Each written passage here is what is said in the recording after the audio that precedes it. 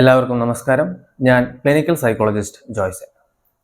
പ്രണയത്തെക്കുറിച്ചും അതിൻ്റെ വ്യത്യസ്ത തലങ്ങളെക്കുറിച്ചുള്ള ഇന്നത്തെ ഡിസ്കഷനിലോട്ട് നിങ്ങൾക്ക് എല്ലാവർക്കും സ്വാഗതം.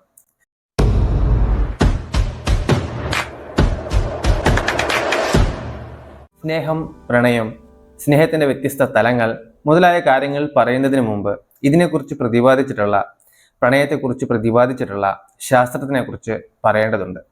അദ്ദേഹത്തിൻ്റെ ജീവിതത്തെയും അതിലെ രസകരമായിട്ടുള്ള കാഴ്ചപ്പാടുകളെയും കുറിച്ച് പ്രതിപാദിക്കേണ്ടതുണ്ട്. കോളേജിൽ പഠിപ്പിക്കുന്നതിലൊന്നുമല്ല കാര്യം, അവിടെയുള്ള പരീക്ഷകൾക്കൊന്നും അളക്കാൻ കഴിയാത്തതാണ് എൻ്റെ ബുദ്ധി എന്ന് പറയുന്നവരായിരിക്കാം നിങ്ങളിലുള്ള പലരും. ഒരു പരിധിവരെ ഞാനും. ഒരുപക്ഷെ ജീവിതത്തിൻ്റെ അർത്ഥം പലപ്പോഴും ഒരുപക്ഷെ നിങ്ങൾക്ക് മനസ്സിലാക്കാൻ കഴിയുന്നത് സ്നേഹത്തിലും അതിൻ്റെ വ്യത്യസ്ത അർത്ഥ തലങ്ങളിലുമാണെങ്കിൽ നിങ്ങൾക്ക് മനഃശാസ്ത്രത്തിൽ നല്ലൊരു പങ്കാളിയുണ്ട്. അദ്ദേഹത്തിൻ്റെ പേരാണ് റോബർട്ട് സ്റ്റേൺബർഗ്. ഇദ്ദേഹം എങ്ങനെയാണ് നമ്മുടെ ഡിസ്കഷനിൽ പ്രധാനപ്പെട്ടത് നമുക്ക് നോക്കാം. ഇദ്ദേഹമാണ് പ്രസിദ്ധമായ 8 വ്യത്യസ്ത തരത്തിലുള്ള ലവിനെ കുറിച്ച്, പ്രണയത്തെക്കുറിച്ച് പറഞ്ഞിട്ടുള്ളത്. അവയിലേക്ക് വരുന്നതിന് മുമ്പ് ഇദ്ദേഹത്തിൻ്റെ കുട്ടിക്കാലത്തെക്കുറിച്ച് നമുക്കറിയേണ്ടതുണ്ട്. പുള്ളിക്കാരന് വളരെ ചെറുപ്പം മുതലേ തന്നെ സൈക്കോളജിയിൽ വലിയ താല്പര്യമായിരുന്നു. അന്ന് അദ്ദേഹം ഒരു പരീക്ഷയ്ക്ക് ഇരിക്കുകയായിരുന്നു. പക്ഷേ ആ പരീക്ഷയ്ക്ക് അദ്ദേഹത്തിന് പരീക്ഷാ പേടി മൂലം ഉത്തരങ്ങൾ കറക്റ്റായിട്ട് എഴുതാൻ പറ്റുന്നില്ല. അവിടെ അദ്ദേഹത്തിന് ഒരു അണ്ടർസ്റ്റാൻഡിങ് ഉണ്ടാവുകയാണ്, ഇത്തരത്തിലുള്ള പരീക്ഷകൾ എൻ്റെ കഴിവിനും എൻ്റെ അറിവിനെയും കറക്റ്റായിട്ട് അളക്കാൻ ഉതകുന്നതായിട്ടുള്ളതല്ല. അതിനുശേഷം അദ്ദേഹത്തിന് മറ്റൊരു റൂമിൽ അദ്ദേഹത്തെക്കാളും വയസ്സ് കുറഞ്ഞ കുട്ടികളുടെ ഒപ്പം ഇരുത്തിയിട്ട് അതേ പരീക്ഷ തന്നെ എഴുതിപ്പിക്കുന്നു. അതിൽ അദ്ദേഹത്തിന് അവിടെ കൂടുതൽ മാർക്ക് സ്കോർ ചെയ്യാൻ സാധിക്കുകയാണ്. കൂടാതെ പിന്നീട് അവൻ്റെ ഇഷ്ടത്തിനനുസരിച്ച് മറ്റുള്ള പഠന രീതികളിലൂടെയും മറ്റും അവൻ ലോകപ്രശസ്തമായിട്ടുള്ള യൂണിവേഴ്സിറ്റികളിൽ നിന്നും ഉയർന്ന ഡിഗ്രികളായിട്ടുള്ള PhD മറ്റും നേടുകയാണ്. അദ്ദേഹത്തിൻ്റെ ജീവിതത്തിലെ ഇങ്ങനെ നേടിയിട്ടുള്ള ഈ നേട്ടങ്ങളിലൂടെ നിസ്സംശയം നമുക്ക് പറയാൻ സാധിക്കും, അന്നത്തെ ഇൻ്റലിജൻസ് ടെസ്റ്റുകൾക്ക് ബുദ്ധിക്ഷമതയെ ശരിയായിട്ടുള്ള രീതിയിൽ മനസ്സിലാക്കാനായിട്ട് സാധിക്കുന്നുണ്ടായിരുന്നില്ല എന്നുള്ളത്.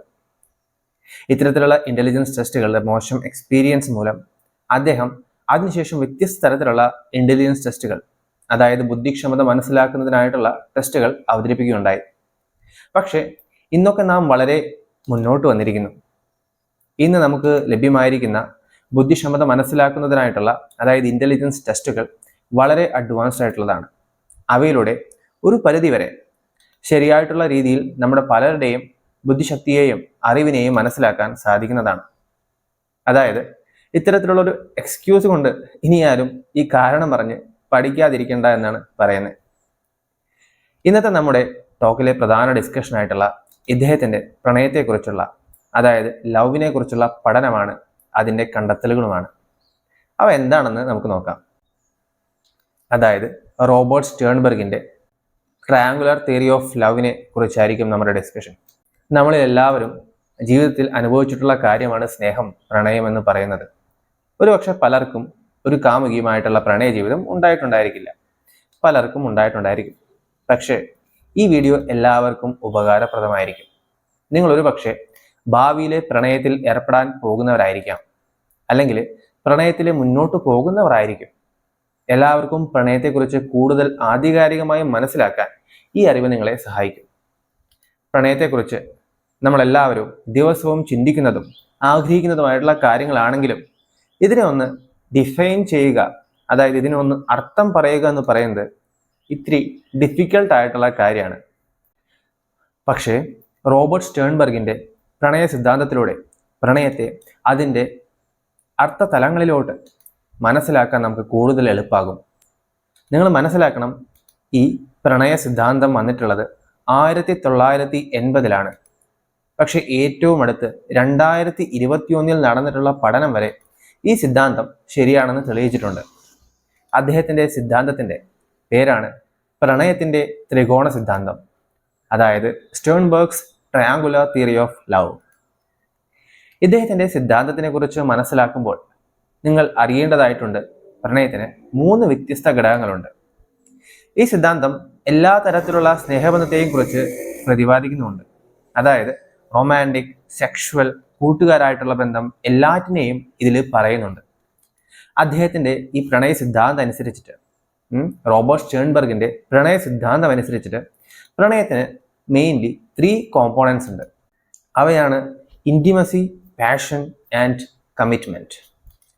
ഇൻറ്റിമസി എന്ന് പറയുമ്പോൾ അത് ഒരു തരത്തിലുള്ള ക്ലോസ്നെസ് ആണ്, കണക്റ്റഡ്നെസ് ആണ് ആൻഡ് ബോണ്ട്നെസ് ആണ്. അതെ, മറ്റൊരാൾ തമ്മിലുള്ള ക്ലോസ് ആയിട്ടും കണക്റ്റഡ് ആയിട്ടുമുള്ള ഒരു ഫീലിങ്ങിനെയാണ് ഇൻറ്റിമസി എന്ന് പറയുന്നത്. പാഷൻ എന്തെന്ന് വെച്ച് കഴിഞ്ഞാൽ ഫീലിങ്സ് അതുപോലെ തന്നെ ഡിസയറുകൾ എല്ലാം കൂടിച്ചേർന്ന് ഒരു ശാരീരികപരമായിട്ടുള്ള അട്രാക്ഷനിലോട്ട് കൊണ്ടെത്തിക്കുകയും അതിനുശേഷം റൊമാൻസും കൂടാതെ തുടർന്ന് സെക്ഷുവൽ സഫലീകരണവും സംഭവിക്കുന്നതിനെയാണ് പാഷൻ എന്ന് പറയുന്നത്. That means passion involves feelings and desires that lead to physical attraction, romance and sexual consummation. അപ്പം എന്തൊക്കെയാണല്ലേ? ഫീലിങ്സ് ഉണ്ടായിരിക്കും, ഡിസയർ ഉണ്ടായിരിക്കും. ഈ രണ്ടും മൂലം ഒരു ഫിസിക്കൽ അട്രാക്ഷൻ്റെ ഫലമായിട്ട് റൊമാൻസും തൽഫലമായിട്ട് സെക്ഷുവൽ സഫലീകരണവും സാധ്യമാകുന്ന അതിനെയാണ് പാഷൻ എന്ന് പറയുന്നത്. മൂന്നാമത്തെയാണ് commitment. Commitment involves feelings that lead a person to remain with someone and move toward shared goals. അതെ, കമ്മിറ്റ്മെൻറ്റിൽ ഉള്ള ഫീലിങ്സ് മൂലം ഒരു വ്യക്തിയെ മറ്റൊരാളുടെ കൂടെ ആയിരിക്കുന്നതിനും രണ്ടുപേരും ഷെയർ ചെയ്യുന്ന ഗോളുകളിലോട്ട് കൂടിച്ചേർന്ന് മുന്നോട്ട് പോകുന്നതിനും സാധ്യമാക്കുന്ന ഒരു കോമ്പോണൻ്റാണ് കമ്മിറ്റ്മെൻ്റ് എന്ന് പറയുന്നത്. അപ്പോൾ പ്രധാനമായും 3 കോമ്പോണൻ്റാണുള്ളത്. ഒന്ന് ഇൻറ്റിമസി, 2 പാഷൻ, 3 കമ്മിറ്റ്മെൻറ്റ്. നമുക്ക് ഇനി ഇവ എങ്ങനെയാണ് വ്യത്യസ്ത തരത്തിൽ കൂടിച്ചേർന്ന് വ്യത്യസ്ത തരത്തിലുള്ള ലവ് ആയി മാറുന്നത് എന്ന് നോക്കാം. അതേസമയം തന്നെ സ്റ്റേൺബർഗിൻ്റെ ട്രയാങ്കുലാർ തിയറി ഓഫ് ലവ് പറയുമ്പോൾ നിങ്ങൾ ലവ് ട്രയാങ്കിൾ ഇതായിട്ട് തെറ്റിദ്ധരിക്കരുത്. ലവ് ട്രയാങ്കിൾ എന്ന് പറയുന്നത് ട്രയാങ്കുലർ തിയറി ഓഫ് ലവ് അല്ല. ലവ് ട്രയാങ്കിളിൽ 3 ആൾക്കാർ ഒരു പോളി അമോറസ് ആയിട്ടുള്ള റിലേഷൻഷിപ്പിലോ അല്ലെങ്കിൽ 2 പേര് മറ്റൊരാളുടെ സ്നേഹത്തിനും പ്രണയത്തിനുമായിട്ട് കോമ്പീറ്റ് ചെയ്യുന്ന, മത്സരിക്കുന്ന ഒരവസ്ഥയായിരിക്കും ഉണ്ടായിരിക്കുക. ഇത് സ്റ്റേൺബർഗിൻ്റെ ട്രയാങ്കുലാർ തിയറി ഓഫ് ലവിൽ നിന്നും വളരെ വ്യത്യാസമായിട്ടുള്ള കാര്യമാണ്. ഈ 3 തരത്തിലുള്ള ഇൻറ്റിമസി, പാഷൻ, കമ്മിറ്റ്മെൻറ്റ് ചേർന്നിട്ട് 8 തരത്തിലുള്ള പ്രണയങ്ങൾ, ലവുകൾ വരുന്നുണ്ട്. അവയാണ് സ്റ്റേൺബർഗിൻ്റെ 8 ടൈപ്സ് ഓഫ് ലവ് എന്ന് പറയുന്നത്. ഇതിലെന്താ ഉണ്ടാവുന്നതെന്ന് വെച്ച് കഴിഞ്ഞാൽ ഏതെങ്കിലും ഒരു കോമ്പോണൻറ്റോ അല്ലെങ്കിൽ 2 അതിൽ കൂടുതൽ കോമ്പോണൻറ്റ് കൂടിച്ചേർന്ന് വ്യത്യസ്ത തരത്തിലുള്ള പ്രണയ എക്സ്പീരിയൻസുകൾ ഉണ്ടാവുകയാണ് ചെയ്യുന്നത്. അതായത് ഒരു റിലേഷൻഷിപ്പ് പാഷനേറ്റ് ലവായിട്ട് തുടങ്ങാം, അതിനുശേഷം അത് പ്രോഗ്രസ് ചെയ്ത് റൊമാൻറ്റിക് ലവായി മാറാം, അത് അവസാനം ഒരു കമ്പാനിയേറ്റ് ലവായിട്ട് മാറിച്ചേരാം. ഇത്തരത്തിൽ പല രീതിയിൽ ലവിൻ്റെ പ്രോഗ്രഷൻ ഉണ്ടായിരിക്കാം. ഇനി നമുക്ക് ഈ പറയുന്ന 8 തരത്തിലുള്ള ലവിനെ കുറിച്ച് അറിയാനായിട്ട് ശ്രമിക്കാം. ഒന്നാമത്തെയാണ് നോൺ ലവ് എന്ന് പറയുന്നത്. നോൺ ലവ് എന്ന് പറയുമ്പോൾ അതിനെക്കുറിച്ച് നമുക്കൊരു കാര്യം ചെയ്യാം, ഒരു എക്സാമ്പിളിലൂടെ മനസ്സിലാക്കാം. സാബുവും റീനയും കൂടെ വർക്ക് ചെയ്യുന്ന 2 കോവർക്കേഴ്സാണ്. അവർക്ക് 2 പേർക്കും ഒരു ഇൻട്രാക്ഷനും ഇല്ല, തമ്മിൽ ഒരു ഇൻട്രസ്റ്റും ഇല്ല. അവർക്ക് ഒരു ഇൻറ്റിമസിയും തോന്നുന്നില്ല, പാഷനും തോന്നുന്നില്ല, ഒരു കമ്മിറ്റ്മെൻറ്റും മറ്റൊരാളുടെ അടുത്ത് തോന്നുന്നില്ല. അവർ മറ്റൊരാളെക്കുറിച്ച് അറിയുന്നില്ല, അവരെക്കുറിച്ച് ഒരു താല്പര്യവും കാണിക്കുന്നില്ല, മറ്റൊരാളെക്കുറിച്ച് അറിയാതെ അവരുടെ ജീവിതം മുന്നോട്ട് പോകുന്നു. ഇതാണ് നോൺ ലവ്. അതായത് അവിടെ സ്നേഹമില്ല, പ്രണയമില്ല, ഒന്നുമില്ല. So the first one non love നമ്മളിപ്പോൾ പറഞ്ഞു. ഇനി അടുത്തത് നമ്മൾ പറയാനായിട്ട് പോകുന്നതാണ് ഫ്രണ്ട്ഷിപ്പ്. മലയാളത്തിൽ നമ്മൾ പറയുന്ന ചെങ്ങാത്തം. ഈ ചെങ്ങാത്തത്തിലെ മെയിൻ കോമ്പോണൻസ് ആണ് ലൈക്കിങ്. ഇതിൽ മെയിൻ ഉണ്ടായിരിക്കുക ഒരേ ഒരു കോമ്പോണൻ്റ് ആണ് ലൈക്കിങ്. ഈ ലൈക്കിംഗ് എന്ന് പറയുന്നത് തന്നെയാണ് ഇൻറ്റിമസി ടു ആൻ എക്സ്റ്റെൻറ്റ്. ഇതിൽ ഇൻറ്റിമസി അഥവാ ലൈക്കിംഗ് ഉണ്ടായിരിക്കും, അതേസമയം തന്നെ പാഷനും കമ്മിറ്റ്മെൻറ്റും ഉണ്ടായിരിക്കില്ല. ഇത്തരത്തിലുള്ള ഈ ഫ്രണ്ട്ഷിപ്പ് എന്ന് പറയുന്നത് ഭാവിയിൽ വരുന്ന പലതരത്തിലുള്ള ലവിൻ്റെയും ഒരു തുടക്കമായിരിക്കാം. അല്ലെങ്കിൽ ആ ലവിൽ എത്തിച്ചേരാത്ത ഒരു അവസ്ഥയിലും ഫ്രണ്ട്ഷിപ്പ് മൂലമുള്ള ലവ് മുന്നോട്ട് പോകാനും സാധ്യതയുണ്ട്. ഇതിനൊരു ഉദാഹരണം പറയുകയാണെങ്കിൽ റീത്തുവും അമിറ്റും ക്ലാസ്മേറ്റ്സ് ആണ്. അവർ ഒരു കോളേജിൽ പഠിച്ചിരുന്ന ക്ലാസ്മേറ്റ്സ് ആണ്. അവർക്ക് 2 പേർക്കും വളരെയധികം കോമൺ ഇൻട്രസ്റ്റുകളുണ്ട്, ഹോബീസ് ഉണ്ട്. അതായത് മ്യൂസിക് ഇഷ്ടമാണ്, അവർക്ക് സ്പോർട്സ് ഇഷ്ടമാണ്, അതുപോലെ തന്നെ ചില പുസ്തകങ്ങളും വായിക്കാൻ വളരെ ഇഷ്ടമാണ്. അവർക്ക് പുറമെ ചുറ്റിക്കറങ്ങാനും ഫൺ കോൺവെർസേഷനിലൊക്കെ ഇടപഴകാനും വലിയ താല്പര്യമാണ്. അവർക്ക് വളരെ ഉയർന്ന ലെവലിലുള്ള ഇൻറ്റിമസി ഉണ്ട്. പക്ഷെ പാഷനും കമ്മിറ്റ്മെൻറ്റും തമ്മിൽ തോന്നുന്നില്ല. അവരുടെ ഫ്രണ്ട്ഷിപ്പിൽ അവർ വളരെ ഹാപ്പിയാണ്. അവർക്ക് അത് റൊമാൻസ് ആയിട്ട് കോംപ്ലിക്കേറ്റ് ചെയ്യാനായിട്ട് താല്പര്യമില്ല. ഇത്തരത്തിലുള്ളൊരു സിറ്റുവേഷനാണ് ഫ്രണ്ട്ഷിപ്പ് എന്ന് പറയുന്ന ലവ് സിറ്റുവേഷൻ എന്ന് പറയുന്നത്. ഇനി മൂന്നാമത്തെ തരത്തിലുള്ള ലവ് ആണ് ഇൻഫാറ്റുവേഷൻ. അതെ, വളരെയധികം നമ്മൾ കേട്ടിട്ടുള്ള ഒരു വേർഡായിരിക്കാം. അതേ രീതിയിൽ തന്നെ ഒരു പക്ഷേ തെറ്റിദ്ധരിച്ചിട്ടും തെറ്റായി മനസ്സിലാക്കിയിട്ടുള്ള ഒരു വേർഡായിരിക്കാം ഇൻഫാറ്റുവേഷൻ എന്ന് പറയുന്നത്.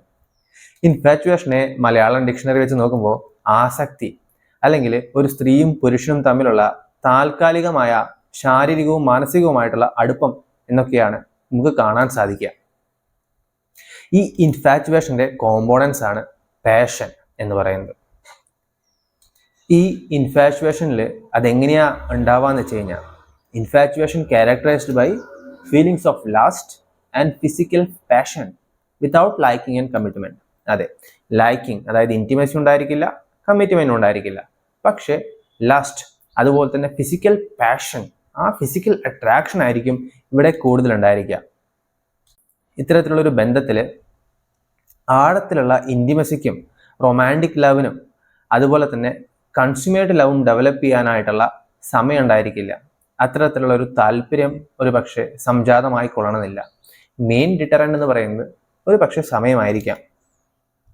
ഇത്തരത്തിലുള്ള ഒരു ബന്ധം തുടങ്ങുന്നത്, അതായത് ഇൻഫാറ്റുവേഷൻ തുടങ്ങുന്നത് പറയാൻ വെച്ച് കഴിഞ്ഞാൽ, ഒരു തരത്തിൽ തുടക്കത്തിൽ കണ്ടിട്ടുള്ള ഒരു ഫിസിക്കൽ അട്രാക്ഷനും മറ്റും ശേഷമായിരിക്കാം. പക്ഷേ ഈ സമയത്ത് കപ്പിൾസ് അല്ലാന്ന് വെച്ച് കഴിഞ്ഞാൽ രണ്ടുപേര് റിലേറ്റ് ചെയ്യാൻ ആഗ്രഹിക്കുന്ന രണ്ടുപേര് വളരെ ഉയർന്ന തരത്തിലുള്ള വളരെ പവർഫുൾ ആയിട്ടുള്ള ഒരു അട്രാക്ഷൻ ഫീൽ ചെയ്യുന്നതായിരിക്കും. ഇതിന് ഉദാഹരണം പറയുകയാണെങ്കിൽ, രോഹിത്തും നേഹയും ഓൺലൈനിലൂടെ കണ്ടുമുട്ടി പെട്ടെന്ന് തന്നെ അവർക്ക് ഒരു ഇൻസ്റ്റന്റ് അട്രാക്ഷൻ ഫീൽ ആവുകയാണ്. അവർ ചാറ്റ് ചെയ്യാൻ സ്റ്റാർട്ട് ചെയ്യുന്നു, പതിയെ വീഡിയോ കോളിങ്ങിന് വേണ്ടി വീഡിയോ കോളിങ് ചെയ്തു തുടങ്ങുന്നു. അവർ രണ്ടുപേരും തമ്മിൽ ഒബ്സസ്ഡ് ആയി എപ്പോഴും തമ്മിൽ ചിന്തിച്ചുകൊണ്ടിരിക്കുക. അവർക്ക് വളരെയധികം പാഷൻ ഉണ്ട്.